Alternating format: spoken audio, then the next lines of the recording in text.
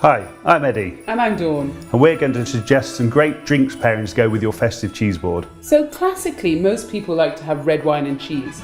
But I actually find this doesn't always work because sometimes the red wine fights with the cheese and vice versa. Well, when I go for a cheese board, the first thing I'll go for is a nice vintage cheddar. What works well with that? So for me, with cheddar, you could go with a red wine, but I would tend to do something a little bit more fruity and juicy.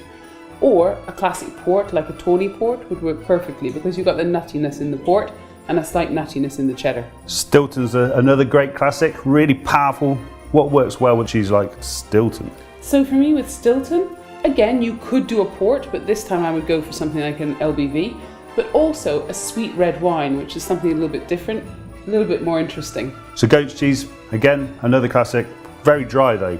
It seems like it's quite hard to pair. What would you recommend with the goat's cheese? So for me with goat's cheese, because it's delicate, you do want something that's quite delicate itself in the wine. So something like a Sancerre, a Sauvignon Blanc, for example. Also, something like a Saison beer, a wheat beer, because you've got those really lovely sort of fresh fruity flavours in the beer.